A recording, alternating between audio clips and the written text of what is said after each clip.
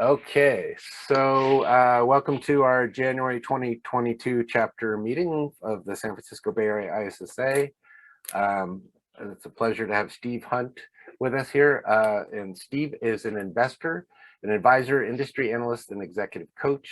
He's been entrenched in the world of highest achievers in the business for over 3 decades.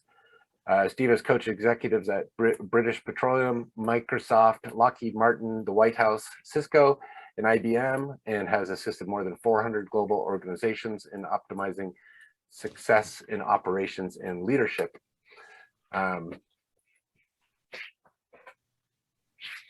Steve has appeared as an analyst on CNBC, Fox News, CNN, and other news programs.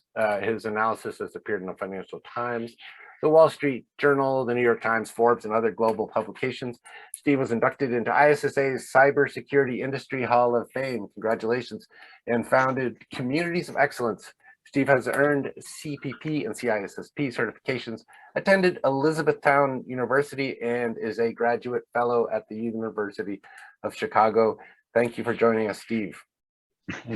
Thank you, Patrick, for that rousing introduction. Hey everybody, I'm Steve Hunt, and I'll invite you all to put something in the chat, and a few times during this presentation we're going to stay engaged through this. So go ahead and open your chat, find your chat if you're on your phone, and if your camera's off on your phone, that's totally okay, but find the chat. Sometimes it's really hard to find the little chat icon button there in Zoom, and go ahead and say hello. I'm going to see a bunch of hellos popping up here. Great, awesome. Keep it coming. Keep it coming. All right, and I'll ask some questions through the presentation, and please chime in, heckle, do whatever you want in the chat. This conversation that we're about to have is very important to me, because it's like the culmination of a 3 decades long industry career in cybersecurity. And the research, the findings that I'm sharing, and really the impactful results are things that you get to take with you and apply to your jobs today, tomorrow.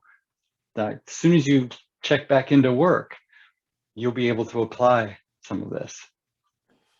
And so my hope is that we, not just create a greater San Francisco chapter with this presentation, but create a better industry, and each of you create a more exciting career. So with that as the preamble, I can admit something to you now. I can admit it now. But for most of my career, I was a patsy. I had achieved proficiency in Unix and Linux operating systems and rode the wave of IT security from its earliest days. I headed a think tank in Cambridge. I advised the White House. I held leading positions throughout the industry, and yet I was blind to the truth. Over a long career, I was invited to some of the top performing organizations in the world to study their success and help them replicate the most important aspects. And my job for most of my career has been helping organizations, over 400 now, to do security better. And my teams and I, we searched for those elements of success that the best and the most resilient organizations had in common. So type in the chat, what kind of organizations do we have here in the room? What sort of organization do you work for? You can name the company or just describe it. And also type in the chat if you're an independent consultant, or you say your role, or the type of company you work for. Good. All right. Nice. Good. All right, keep it coming. Thank you. So what exactly was the secret sauce that separated the best run companies from the rest, the most resilient from the masses? my clients believed when they hired me, when they asked me to come in, was that if I could identify and somehow bottle the success of the most resilient organizations, we could apply the same architectures, the same technologies, the same policies in place of the reactive firefighting approach used by most of the poorly managed organizations. So after making many attempts to codify the security success, to write down the recipe, and after many failures to do so, my colleagues and I stumbled onto an insight that removed the veil, revealing the truth I had sought all along. This truth was not made clear to me for many years, and only now can I share with you the surprising secrets that I believe is going to supercharge your cybersecurity career. But first, let me tell you why I couldn't see it, although the answer was right in front of me. Fragmented, improvisational, shoot from the hip security management is the norm in most IT organizations. I can see the smirks on your face. Security managers and their departments perform tasks with little or no guidance other than an all-consuming desire to prepare for and defeat the next technical security threat, malware, hacker, log4j, maelstrom. It's working in a fire department, running from one alarm to the next. Can I get an amen? On the other hand, companies that run security programs with the cost efficiency and, I don't know, like quality conscientiousness of a regular business unit, they're the ones that achieve greater benefits for the organization and reduce costs relative to performance. But how? My own enlightenment followed a bumpy journey. At first, I flirted with the idea that technology was the key. Then I thought, well, maybe it's technology paired with the slippery science of risk management. Quickly really realizing my errors, I corrected course and preached the wisdom of that beautiful axiom, people, process, and technology. Remember those days when that was the mantra? And then I started reading business books, business management books. How many here have ever read a business management book? Write down in the chat the name of a business management book you've read. It could be a book about business, about management, about business management. Let's see some titles of books you're familiar with in the business management space.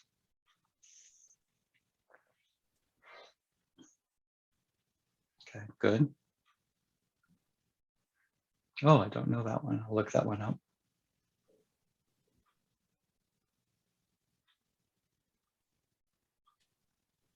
Any other books? Ah, nice. Okay, some good books. Keep it coming. One of the books I loved reading was Good to Great. Good to Great. And in Good to Great, it's a story of how companies were a well-known brand, already successful, but then something changed and they suddenly optimized and became super efficient, super effective. And their brand and their valuation went through the roof. One of the concepts in that book was get the right people on the bus.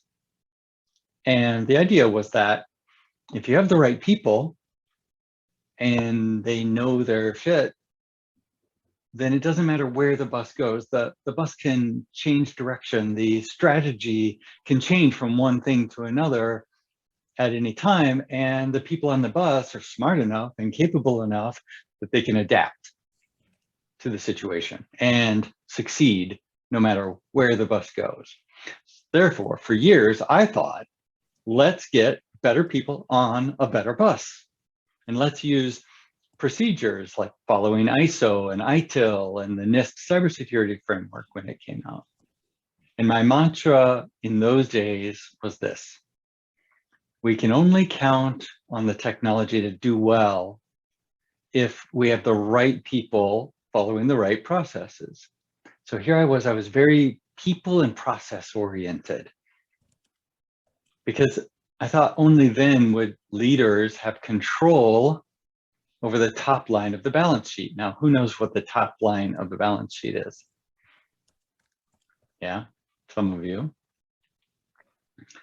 Top line of the balance sheet, as a refresher, is where, well, there's the top line and the bottom line. The bottom line is the domain of three people in the organization: the CFO, the chief legal counsel, and the CISO. Those three people are concerned with cutting costs or reducing risk and increasing the bottom line profit. But everyone else in the organization, everyone's job, from the CEO to the salespeople to the folks on the production manufacturing line, is to create value at the top line of the balance sheet: revenue, customer satisfaction, renewals, new markets, things like that. So in my quest to focus on the value of security, to articulate what the value of security is, I went so far as to promote that we purge the word security from our vocabulary, because my point was that we shouldn't set out to secure the network. We should be securing the business by always putting our efforts in business terms, always orienting what we're doing in terms of business goals. And I was talking, you may have heard it, but 20 years ago, I started talking about security is like brakes on a car. Why do we have brakes on a car? Why do we have brakes on a car? To stop. But if our intention were to stop, we would just not go anywhere in the first place. So I thought we have brakes on a car to, hey guys, mute, please. We have brakes on a car so that we can go fast. We have brakes on a car so that we can drive assertively and aggressively and zig and zag through traffic.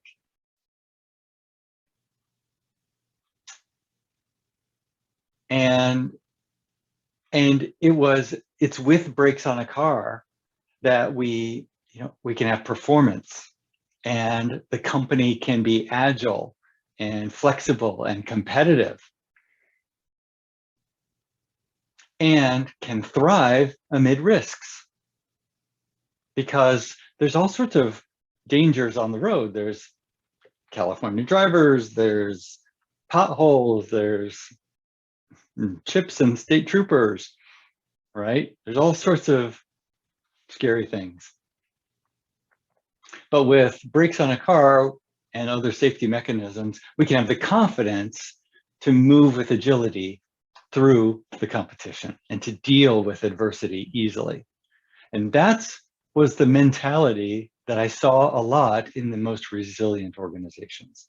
So I would say that if, when proposing any security investment, you could not argue convincingly how any particular security initiative would help the company to keep trucks on the road or keep the business going and affect the top line of the balance sheet as well as the bottom line, then you should not make the investment. I was saying, if you can't make a great business argument about the value of security, the positive value, not the cost avoidance, but the revenue generating value of security, then you should not make the investment.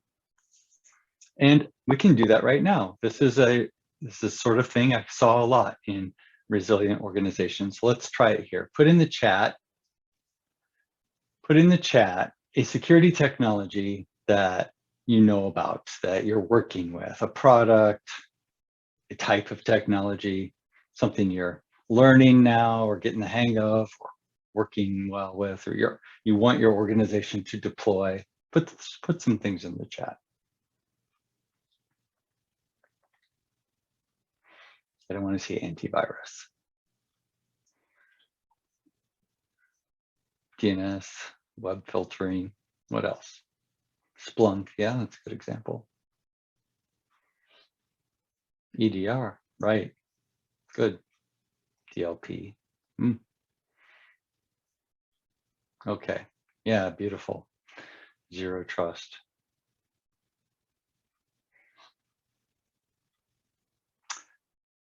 Okay, let's pick one. Let's say EDR.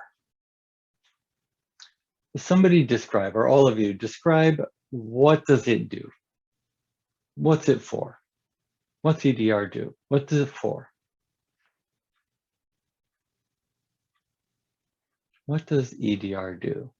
What's it for? Yeah, how are you going to write this? How are you going to say it? If somebody's brave enough to unmute and just blurt it out, go ahead and do that.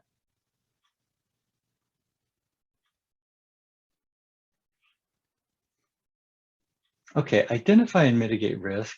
Yeah, that's pretty vague. Detect and respond to complex endpoint attacks. That's pretty specific. Okay, good. All right, so that's what it does. That's what it's for. Now, everybody, using that as the description of what it does, describe, for me, I'm the CEO now, describe to me the value of this project in terms that I, as the CEO, care about.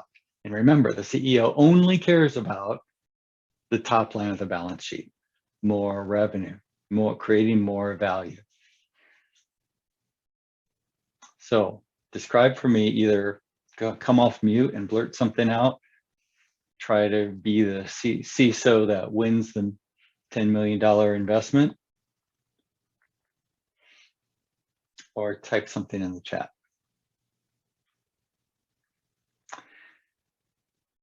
If customers don't trust that our endpoints are secure, they won't buy from us.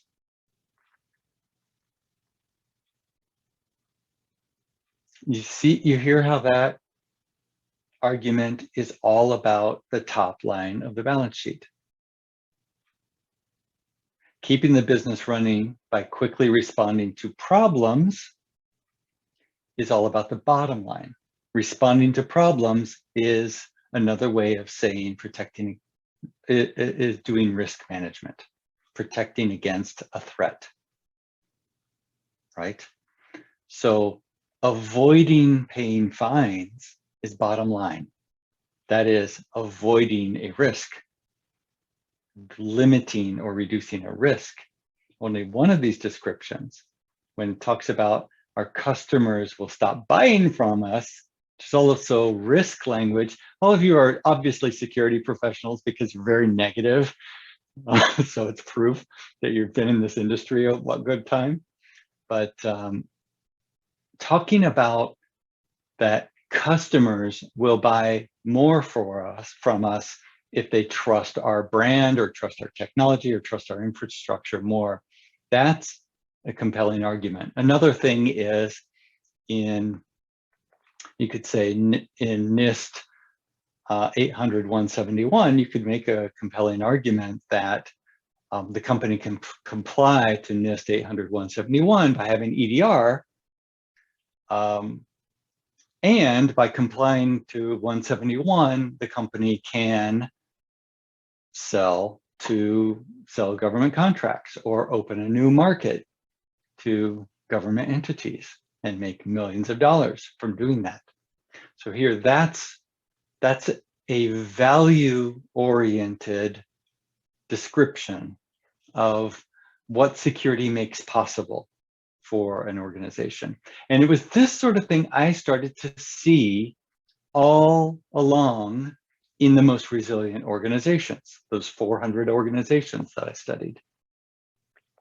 And this secure the business idea, of securing the top line of the balance sheet. It really works. It really works. And you'll get attention from CEOs. Everywhere I coached this change, CISOs were more successful gaining budget dollars, and everywhere I coached this message, employees were more engaged, and everywhere we applied these ideas, we saw improvements.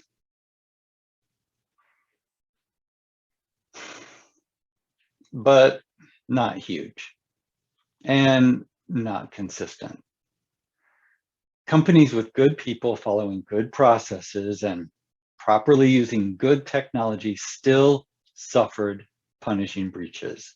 And still, the best run organizations weathered storm after storm with no meaningful loss. So I was only partly right.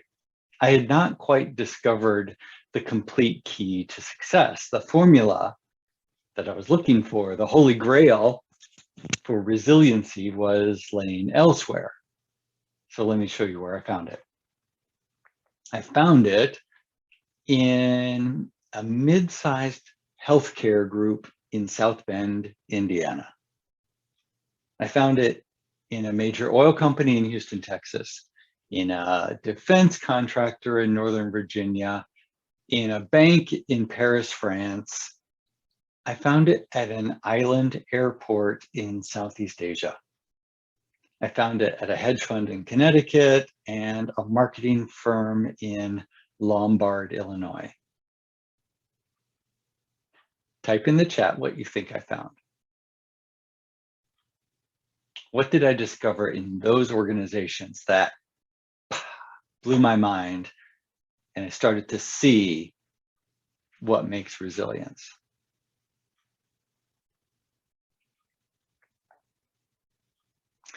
One part of it was that every one of those organizations and every resilient organization had put in place a performance excellence framework. And that is, well, they put in place a performance excellence framework, like Baldrige, for example, a maturity model. And they strove for continuous improvement. And so I thought that continuous improvement was the key. Have a value-based message and be oriented toward continuous improvement, and therefore that would make you resilient. The trouble is, I started looking at all these organizations that had continuous improvement programs, performance excellence programs, like the Baldrige Performance Excellence Framework of NIST, and discovered that while all of the most resilient organizations had it, not everybody who had it was resilient. So in other words, I did find banks and insurance companies and manufacturing companies that followed a performance excellence framework and strove for continuous improvement and still had terrible cybersecurity. That missing piece, that holy grail, which nobody has guessed yet in the chat, was not something ethereal like executives who get it. How many times have you said, I wish the people around here would just get it, how important security is? And the missing link was not some regulation that forced company to spend money on security. The missing ingredient was not a company culture of security. It was something so basic and so fundamental, but so ethereal and rarely mastered that I totally didn't see it for decades. The surprising secret of the most resilient organizations in the world is, I don't know, yeah, maybe it's like Howie said in the chat, employees who care, or communication. The surprising secret of the most resilient organization, we're talking about openness here. We're talking about transparency executive level engagement, authentic relationships, measuring continuous improvement. We're talking about performance excellence. We're talking about executive presence.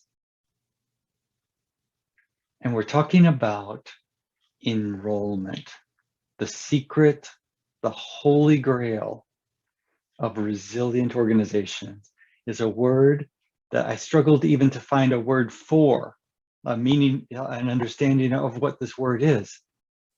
It's the word enrollment. The process of communicating with someone in a way that they take committed action toward a shared vision. Sounds crazy, right? Don't get it? You're not alone. It took me ages to finally soak in what we're talking about here. So here's how we're going to get it. Everybody, you'll get it now. You can close your eyes, like go off camera, close your eyes, like get into a meditative state, and let's inwardly reflect for a moment. And be honest with yourself. You don't have to raise your hand. You don't have to put anything in the chat just yet. Ask yourself this. At the organizations you work with, or the one you work for, do you receive all the funding you desire for cybersecurity?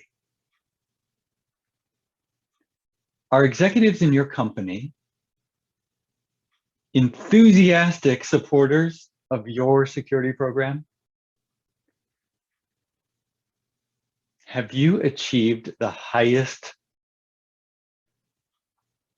performance level of your career? Does your team, do the people around you consider you a great leader? And do your peers think you have executive presence? Okay, you can open your eyes, shake that off. If you ever wanted a higher budget for security, if you ever wanted other business leaders in your company to respect security and treat you and the other security leaders as important peers, as equals, then you'll want to pay close attention to what I say next. Each of us in this room holds part of the key to building resilient organizations. And that's because the most resilient organizations have integrated performance excellence and enrollment throughout the organization. Let me explain. This is what I teach to my students, to my executive coaching clients, and leadership teams around the world. Because when we enroll people into their vision, we connect more deeply and create more and more influence. Wouldn't it be nice to have more influence? Get those budget dollars, get that head count, get IT on board with the project. Enrollment happens everywhere, in cubicles, commissaries, conference rooms. It improves friendships and marriages. It's like this magic formula. And it certainly gains security professionals like you more budget, more success, more money, more respect from management, respect from end users. You all have some enrollment skill naturally. Anytime you've influenced your spouse to take out the garbage or to see an action movie, you've demonstrated enrollment. So do you want to improve your skills so you have influence on senior executives and customers and peers? Do you want like unlimited budget, a pay raise, enthusiastic support from management? Then follow my guidance. I mean, 6 of my clients recently increased their income by $100,000 or more at their jobs without changing jobs. And they got one or more promotions along the way by becoming master enrollers. These were cloud security architects, infrastructure managers, regular folks like you and me. Now, 4 of them have C-level titles for the first time because they were master enrollers. The most resilient organizations foster a culture of continual improvement and enrollment. Write that down. The most resilient organizations foster a culture of continual improvement and enrollment. It's like, we could go back to one of the first insights I thought was part of this formula, that we should purge the word security from our vocabulary. Not exactly, but security is not the point. Security is not the point of what we're doing. We are not doing security for the sake of security. What we're doing, what our role in our companies is, what our role as consultants is, what our role as salespeople is to enroll people into a vision that's secure.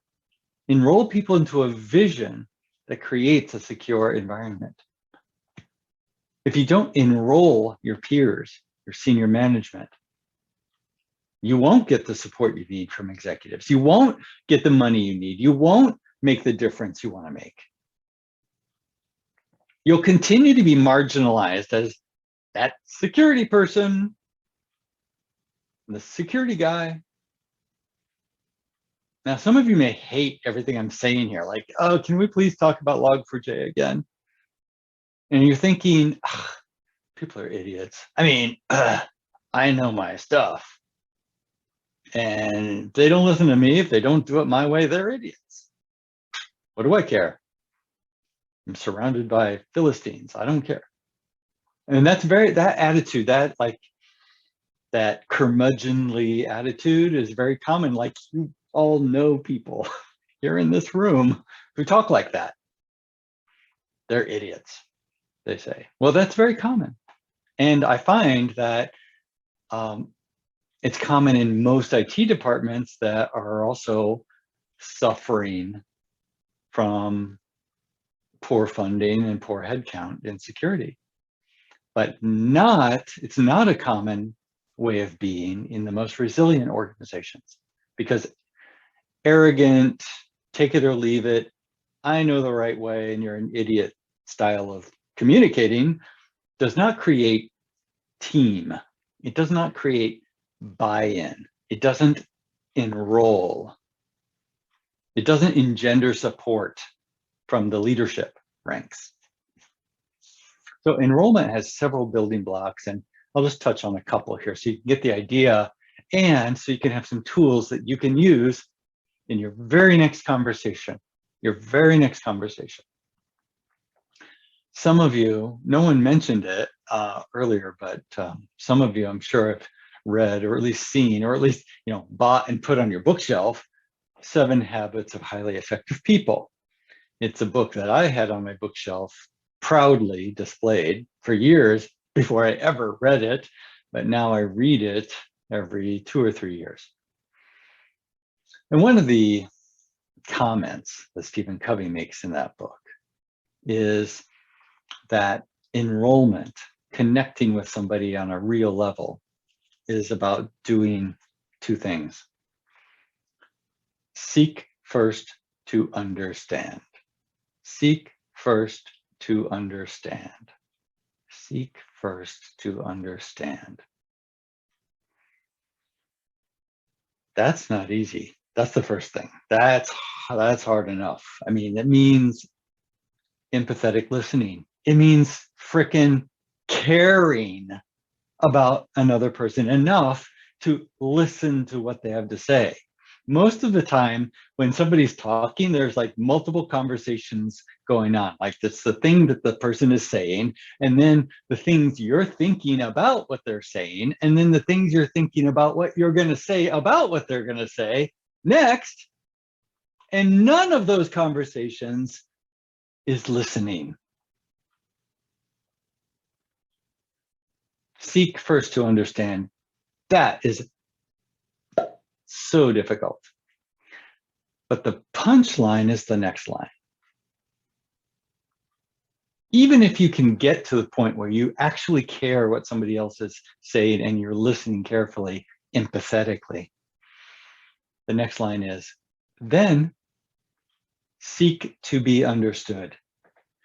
This is where everybody loses. This is where all of my curmudgeonly IT friends who say, you're an idiot if you don't do it my way because I know my stuff. That's where they all lose the game and stay marginalized and lose the opportunity to actually create a difference in security for their organizations. Seek to be understood means creating a connection to someone else so that they want to hear what you have to say. It's like, Captain Kirk is here and the Klingon commander is there and you both have shields up. Ain't nobody's really listening to what the other person has to say. They're just both hovering over the photon torpedo button. It's only when Kirk lowers his shields and opens a parlay with the Klingon commander that something really interesting starts to happen. One of my clients, a curmudgeonly cybersecurity guy, about 50 years old, if you can relate to that, any of you, he said he wants to learn tact and diplomacy, but he hates the idea of it because sometimes things just need to be said. And I told him, communication is two-sided, my friend. There's the part that needs to be said, and there's the part that needs to be received. If you want the other person to receive it, you gotta do it a little differently. If you bulldoze someone with your words, you'll tear down whatever you hit. However, if you prepare the listener, if you open the gate first, then you can drive through gently, but still powerfully. So 2 of the tools you can use now, I'll just touch on them briefly, are empathy and labeling. You've heard these words. They're like EQ, like emotional intelligence type words. They're not taught as part of the CISSP exam. And they're not taught in cybersecurity training programs, but they are the key to getting anything significant done in an organization. Now, I'm not talking about feeling what they're feeling. Empathy doesn't mean feeling what they're feeling, crying, with them. That's sympathy. I'm saying trying to understand a situation from another person's perspective. Empathy means hearing and perceiving the feelings being expressed about the situation in the moment. It's about hearing what's behind their feelings so that you can increase your influence in all the moments that follow. It's bringing our attention to the emotional obstacles in the path to getting an agreement done. It's emotional intelligence on steroids. They call it emotional intelligence for a reason, people. Now, I know some of you would just like to stay with, hey, can we just be Commander Data all day? Can we just stick to the facts? Can we just all, be reasonable here? But that's not what humans are. That's what a lot of IT people are, very analytical, but it's not the personality type of a lot of great leaders It's not the personality type of a salesperson or a marketing person or a salesperson who becomes the CEO. So think from another person's point of view and be sensitive to their personality style when talking to them, and quickly assess what's driving them. What do they care about? And most of us enter into verbal combat, unable to hear another's perspective or to persuade anybody of anything, because we only know and care about our own goals, our own perspectives, what we want, because we're so focused on our own arguments and our own emotions. The best IT leaders are tuned in to the other party, to their audience. They can adjust and mold their behavior to get what they want from the conversation. When an effective leader clearly has the other person in mind, they become the one, they become who they need to be to handle the situation. They become who they need to be. That's a good way to say it. I just came up with that. It's like they shapeshift. Not to be inauthentic, but to be connected. Empathy is a classic soft communication skill, but it has a physical basis. You can closely observe someone's face, their gestures, the tone of voice, how they speak, some of the phrases they use, and your own body can adjust to theirs in a process called neural resonance. And you can practice this by, I used to practice this by turning on like Telemundo or, the Spanish station and watching, the weather or whatever, watching something and turning the sound off and seeing if I could see what emotions, if I could anticipate what emotions the person was feeling just by observing them, not listening to their words, but observing them. Or you could watch like a podcast with two people having a heated conversation. Maybe I watched Joe Rogan or something, and but turn the sound off and put yourself in the same position as the anxious person there. Like, put your body in, sit the same way, cross your legs the same way, put your hand the same way, clench your fist the same way, put your face in the same facial shape, and your body will instantly recognize that contortion with an emotion.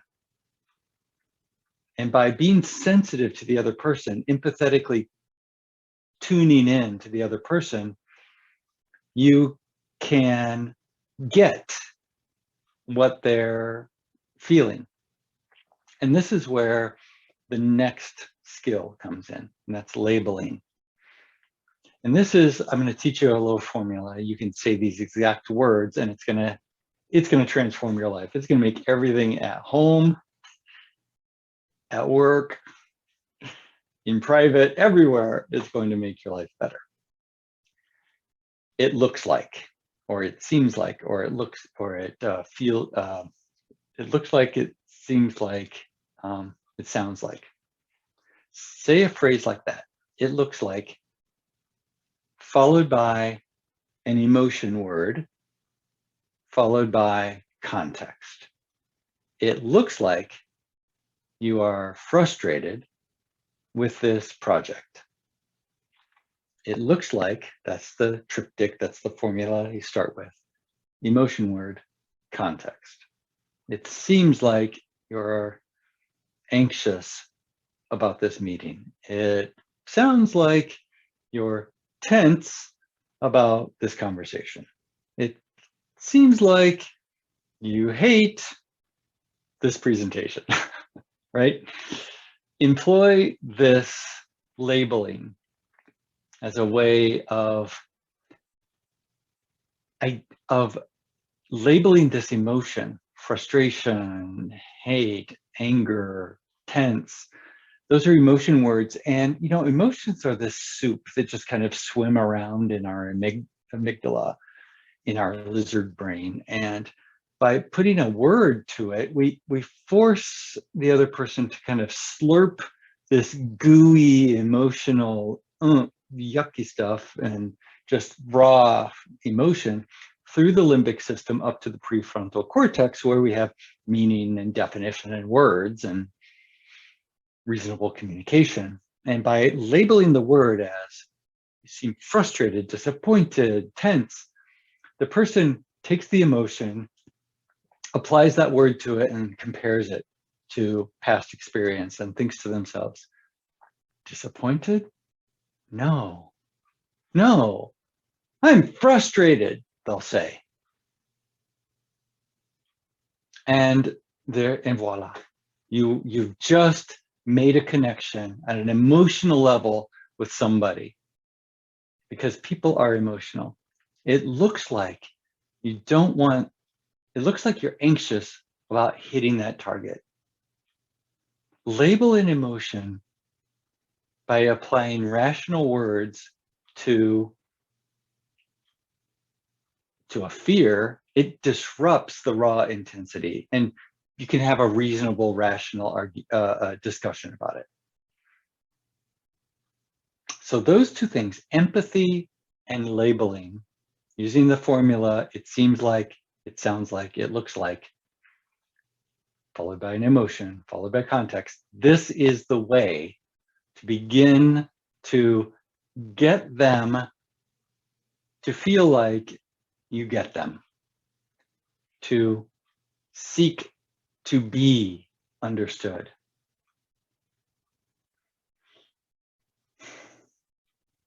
Now I'm going to put something in the chat right here. It's along these lines. I'm a cybersecurity guy. What the heck am I doing talking about all this stuff? I mean, it borders on woo-woo. But the fact is that I'm interested in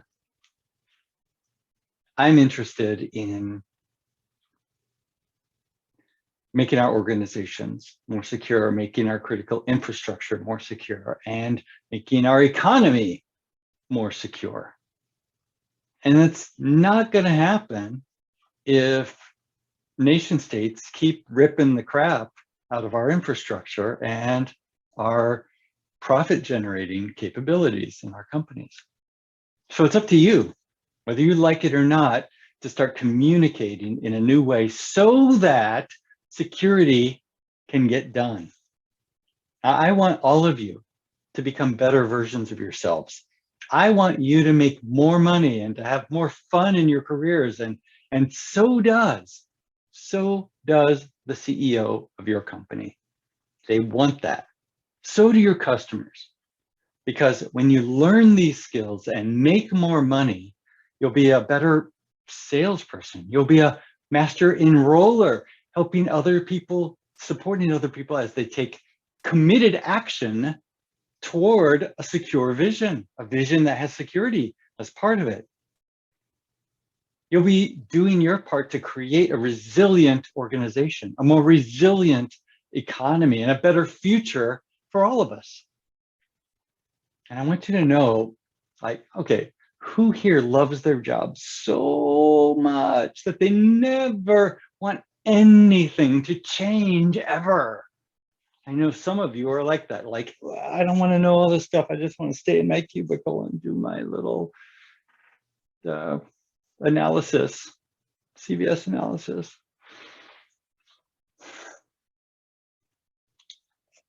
But the rest of you, let's create an ideal work life for you right now. More money, more fun, more fulfillment, more skills that you can use to advance your goals, advance your ideas, get that dream job, take control of your career. Don't be accidental. Don't be a victim of your resume with your past determining what your future will look like. I mean, what option do you have? After hearing this now, you can't just go back to a log4j discussion the same way. You can't. What are you going to do? Do nothing? What are you going to do? Like stick your butt in an inner tube and kind of float down the lazy river of your career, just kind of like doop doop doop, letting your career happen to you? You want to stay in your cube? No. We get out of that right now. You get to join me in creating lasting change and resilient organizations. You get to download, click on that link. I promise there's no viruses associated with it. Tested it many times myself. Click on that link, download. That's like a 14-page detailed workbook on reinventing your professional brand as a security professional, so that you can be known as an influencer, someone who creates a vision around security and then leads other people to it with committed actions on their part. They put their money behind their words. They support you. They invite you to the table for the discussion. 8 pretty straightforward steps to boost your professional brand. That's what you'll get when you click on that. Because it's not our job to secure the network. It's just not. It's our job to secure the business so that you and I can thrive amid risks, so that our organizations can become resilient and thrive amid risks, so that we can zig and zag and be agile as individuals, as professionals, and as organizations to thrive amid risks. Thank you very much.